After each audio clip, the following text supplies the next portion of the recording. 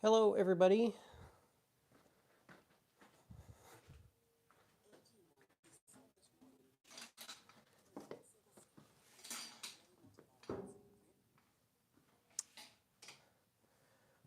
Hopefully my head is in screen.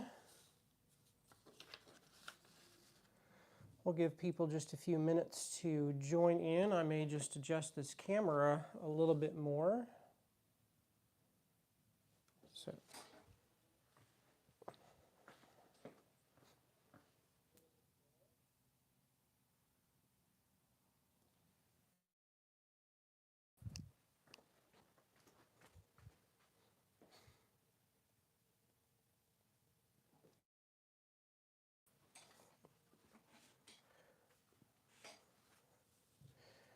See if this is any better here.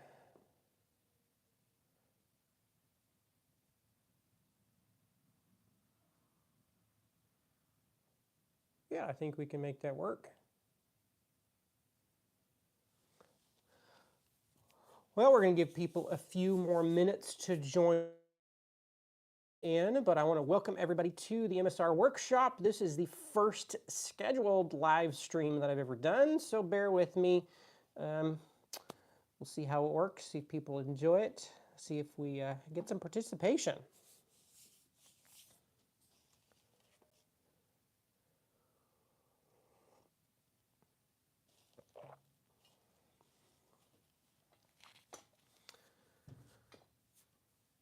Hopefully everybody had a great week, or getting close to end of the week. I think tomorrow's Friday, so I'm looking forward to my weekend. It's the Easter weekend too, so that'll be nice.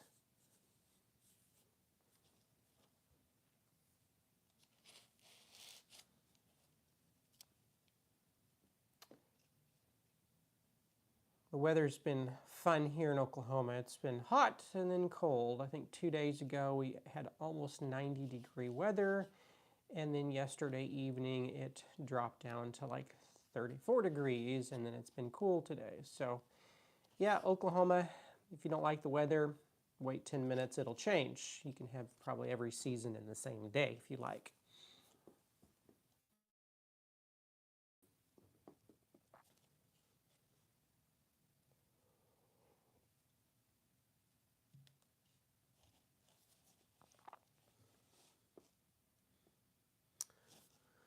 Well, I think we'll go ahead and get started, but if anybody joins in midway through, just be sure and send me a chat, and I'll try and catch you up on what we're talking about here this morning. So what we're going to talk about is bearings, specifically the bearings on your bandsaw. So the reason I want to talk about that is I'll describe a little incident that I had the other day where I had put a brand new carbide blade on my 18-inch Powermatic behind me. And I had only run it, maybe a minute. I run a little piece of wood through it just to see the cut quality. And then I was running a second piece through it at a thinner cut. And all of a sudden it started making horrible noise. And I went ahead and immediately shut the saw off. And then it had a grinding sound, and the blade immediately came to a stop. And I started to panic a little bit because I was like, oh no, this $280 160-inch blade that I just got in the mail could be potentially damaged. And so that had me a little panicky. And so doing some more investigation, I came across the problem.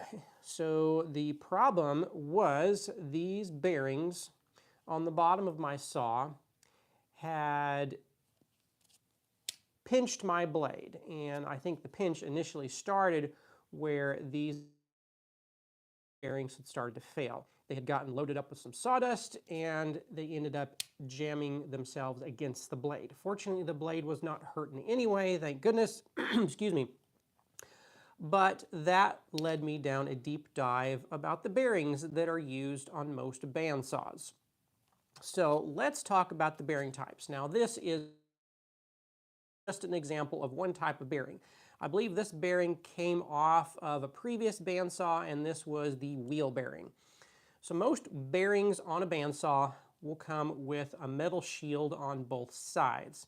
Now, if you need to get a replacement bearing or you start to roll the bearing and you notice that it's crunchy inside, you probably need to take that bearing out and either just probably replace it. I wouldn't try to service it, and I'll get into that in just a second. So take the bearing out, take it to your local bearing dealer. You can just Google bearing shops, and most every state has a bearing supply place, and there's more than one in my state. Take it down there and they will give you a new type of bearing.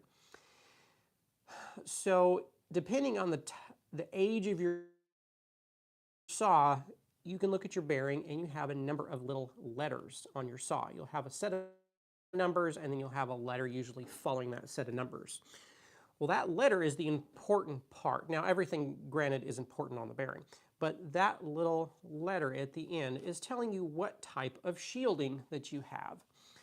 So on a bandsaw or say a chainsaw or something that is in a very dirty environment, it's important to have good shielding on those bearings, because otherwise the debris from your saw, it's going to get junk in between those rollers, and eventually it's going to make that bearing fail or seize up. So when you roll that bearing, you get that little crunchy sound to it. That means you've gotten contamination in the grease and it's running on that bearing race.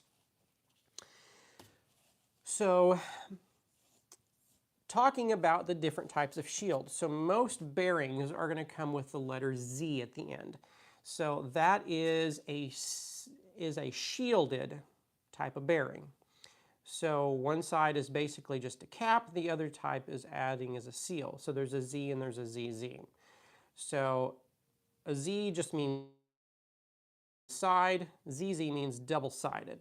So in this case, this bearing is a standard Z-type bearing. So you have a metal shield on both sides. It's going to be a deep groove V bearing. That's not super important because pretty much all bandsaws are going to run into deep groove V bearing. But it is just a shield.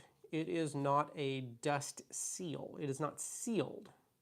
So in the sense, yes, it's shielded. It helps prevent contamination from getting in there, but it's not a guaranteed preventative. So Z is a one-sided shielded, ZZ is a both-sided shielded, and then we're going to go in and get into the sealed type of bearings. So that would be an RS and a 2RS. So this bearing here, if you look at it, it looks a little bit different. And on the number on this is a 2RS. This means it is a double shielded front and back. Let's see here. Let's go ahead and take this bearing off of this guide assembly here. Now this is a cam style guide assembly. So if you look at the front here, hopefully you can see that. Let me get a little bit closer to my camera. And it pivots down and in or up and in. And that down and in and up and in is also very important when you're setting up your guides, and I will talk about that in just a second. So we're going to go ahead and take that off. Actually, we're going to take the side one off because the side should be just the same. That'll be a little bit easier for us. And we're going to look and see what type of bearing they use on this.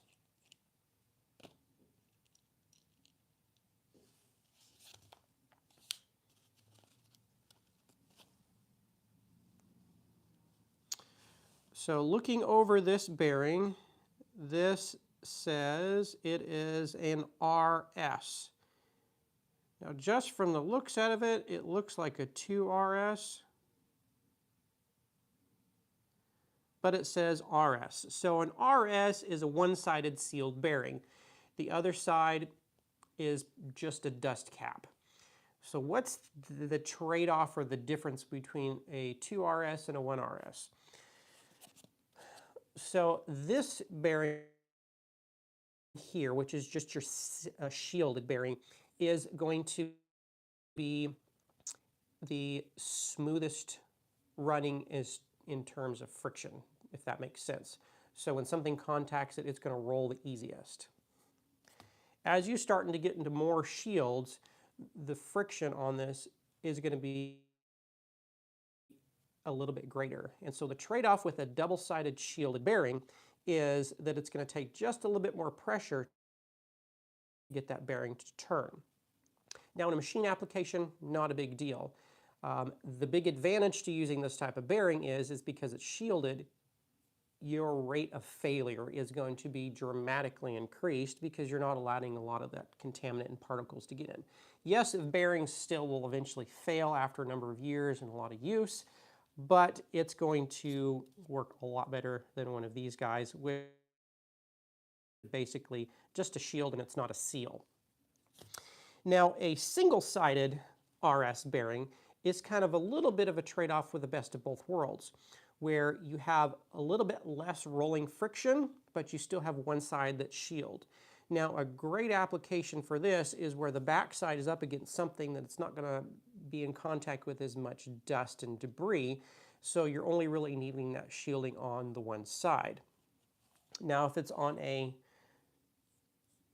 upper wheel, you can do one side or you can do both. It's not going to really matter. You have the mass of the cast iron wheels that's turning it, so you could get away with doing a double-sided shield.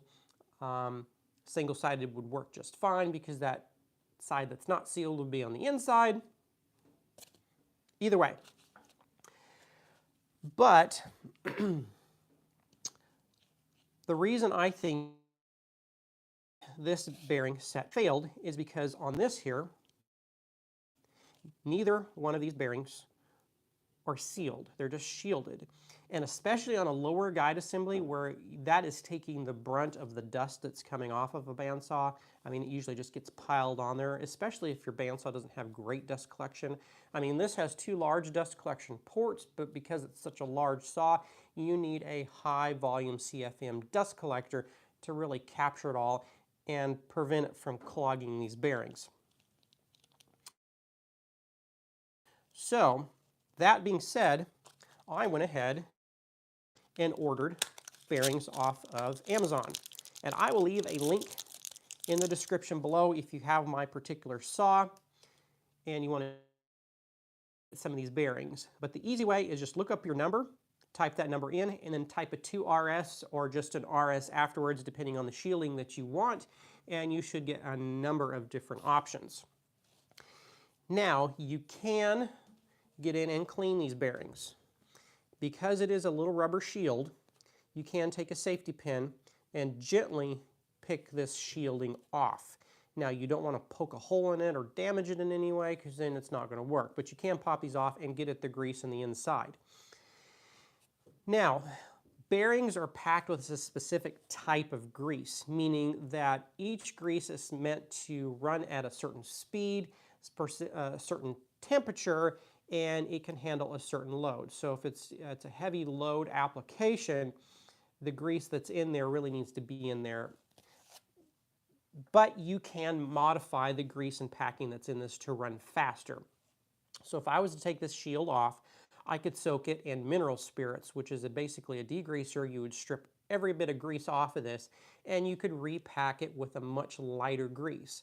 Now the trade-off is that your bearing could fail sooner because that grease is not designed for that specific type of shielding. Now, on a guide bearing, it's not a load bearing bearing. Yeah, load bearing bearing. So you're not going to worry about exceeding the ratings for the load capacity on this bearing because there's no weight on it. The only thing you have to be concerned with is the speed rating. Now, when you're setting up your bandsaw, these shouldn't be touching your saw when it's running, so you're not running this at high RPMs anyways. So you could probably get with putting a lighter grease in there and just kind of keep an eye on it and see how it acts.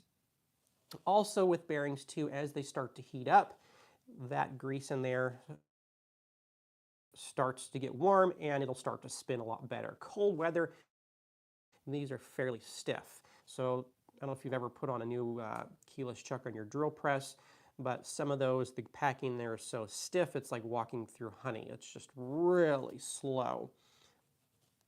But that gets me back to the problem with my saw setup. So let's take this for instance. This is going to be the same setup as that large saw out there, where your bearings are a cam mechanism. So with a bearing that's not shielded, or excuse me, not sealed, but shielded, your failure rate is going to be much higher. And so I would recommend replacing those bearings as soon as they start to feel sluggish or crunchy at all. And you would want to check them regularly just because you're putting so much contamination down there that they're probably going to fail depending on how heavy you use that saw. But anyways, moving on. So this cam mechanism, let's get closer to the saw here, or excuse me, the camera. Your widest part is going to be, this cam mechanism is going to be swung out. Now you can either choose to swing it in this way or from the top.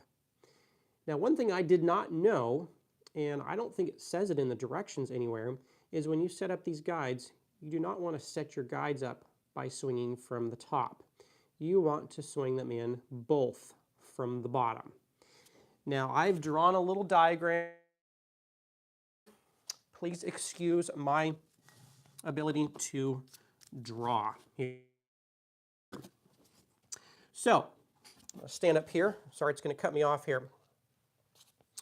This, imagine, is your blade running down, and these are your whales. So the rotation of your guides are running in towards your blade. So if you set your cam mechanism where it rotates around and through the top, if these were to fail or get gummed up enough to make them stop or whatever, it would potentially pull these two top guides into the blade and end up pinching the blade and causing failure. It would smash your blade and do what I did the other day where it pinched the blade so hard that it almost made my saw stop. Now, if you rotate them in from the bottom, your rotation is pushing outward. So even if these were to gum up or completely fail and not work at all, because the blade is traveling in this direction, it's going to be pushing these out. So you would never ever risk pinching your blade in the saw. The top, there's always that risk of getting gummed up or stopping. It would rotate in, smash your blade this way. If I do to the bottom, it's always separating and pushing out this way. So when you set your eccentric guides, you always set them from the bottom. So let's go ahead and I'm going to replace the bearings on this guy here. And I'll show you how to do that.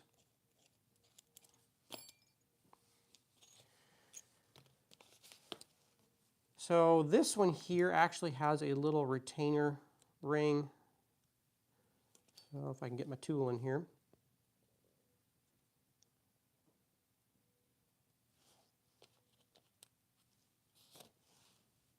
And these should slide right off. Now, Powermatic did something really interesting that I actually don't like, and I'll explain here. So you have two large bearings with a steel spacer or some sort of metallic spacer in the middle. Let's see here. So it is magnetic, so it's not a stainless steel. It's either cast or just some kind of steel. It is not a neoprene or any kind of bushing that is going to be running at a high speed. So Another point of failure with this type of guide system, well, let me explain. So the reason they did this is so you can run really wide blades on your saw, and so your blade is supported. My question to Powermatic, and I even called customer service, and they agreed with me, didn't know what they could do about it, but what I explained is, so bearings, depending on the type of bearing that you're using, have a speed rating. So let's just throw one out there.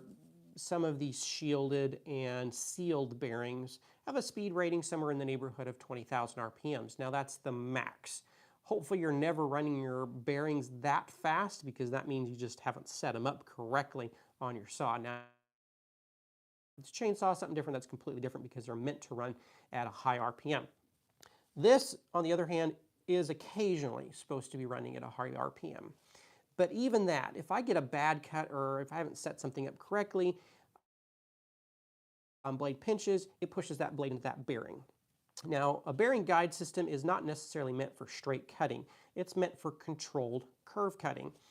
So that means that that blade is going to be pushing into these bearings, and so for a temporary amount of time, that bearing is going to be running at a high speed. Why Powermatic chose to use a large spacer, which is not a bearing, it's not designed to run at a high speed, as a bearing. So this bearing, or this bearing, this is not a bearing, this piece of metal is running on a steel shaft at high RPMs. It's not meant to run at high RPMs. And hopefully there's enough grease in here to allow it to run without locking up. So I've already taken two of these apart. And one thing I noticed when I took them off is there is wear on this shaft here. So if a piece of contamination, piece of sand, piece of sawdust gets wedged in here, it's going to start to prevent this from turning. Also, I'd noticed that there's little flat spots on some of these where this hasn't been turning. And so my blade is just rubbing on the side. Well, that's going to cause friction on my blade, and that's going to damage my blade in the long run. Some of these bandsaw blades, you have a specific tooth set. You heat the blade back up, you start to take the set out of the blade, then your blade doesn't cut and ends up being ruined. So why would Powermatic put two nice bearings sandwiched in between a metal spacer and expect it to act like a bearing, work like a bearing, look like a bearing, but it's not a bearing? I don't know. They don't make a bearing that I've found that is in this dimensions. So the solution that I came up with is, here's my new bearing, which is a shielded bearing. You can actually run this in a 3-bearing configuration.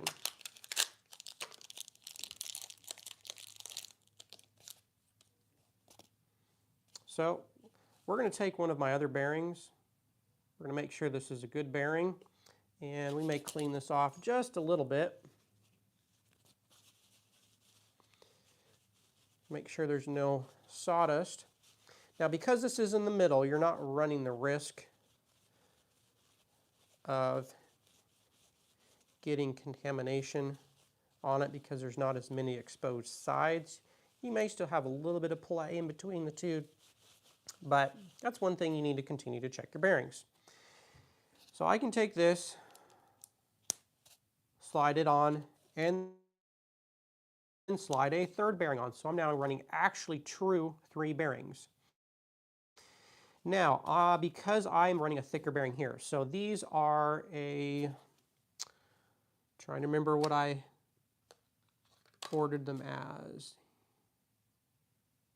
So these are a 12 millimeter thick bearing, and these are an 8. So I can't find an 8 mil thick bearing with shields or anything.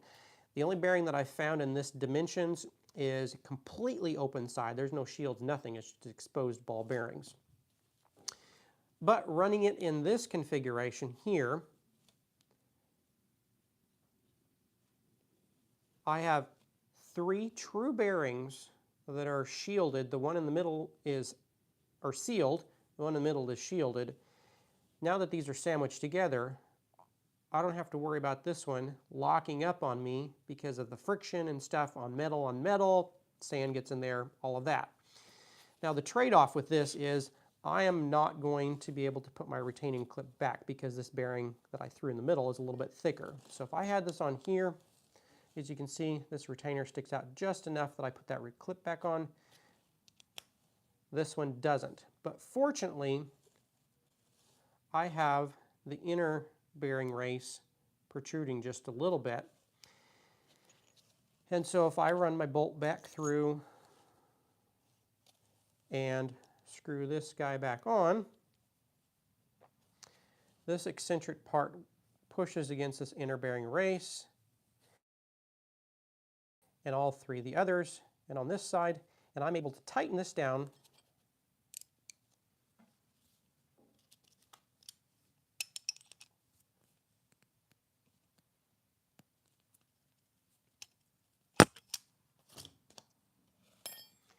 and turning this, I have zero lateral stress this way because it's not physically pushing on the seals of the bearing. Now sometimes you can over tighten these in the wrong way. If you have a big washer, they can push on the bearing and then you can feel it's like, oh yeah, I can't over tighten this. This way I can run a 3 bearing configuration, true 3 bearings, get rid of this, and now I have sealed bearings and don't have to run the risk of failure, 1 because of this, and 2 because I get contamination in this and stop that up. So hopefully this was helpful. I'm trying to think if there's any other things that I left out. Now there are pros and cons, obviously, to upgrading your bearings to a sealed bearing. Now, if you're wanting a little bit faster bearing, but you don't want to sacrifice the rolling resistance by using a double shielded, you can go for that single shielded. But just try it on your saw. But I would recommend checking your saw, see what type of bearings. Just look at that letter at the end. If it's a Z or double Z, it's a shielded bearing. It's not sealed. R or RS, or excuse me, RS or 2RS. Let me get that straight. RS, yes, 2RS. It's either a single sealed or double sealed. Double sealed is going to be the best of both worlds, but because it's a double sealed, it's pressing in just a little bit more, and so there's just a tiny bit more friction. Hopefully this was helpful. This was a fun first live event. Hopefully somebody will get some use out of this, and if there's any comments, questions, suggestions how to make this better, more interactive, please leave them in the comments below. And I would also encourage you and ask y'all to check out the rest of the content that I make. I just dropped a new video on a Adams A5M50 laser that I got sent to me. I think it's pretty cool, so give that a look and let me know what you guys think. Thanks for joining me on this live stream.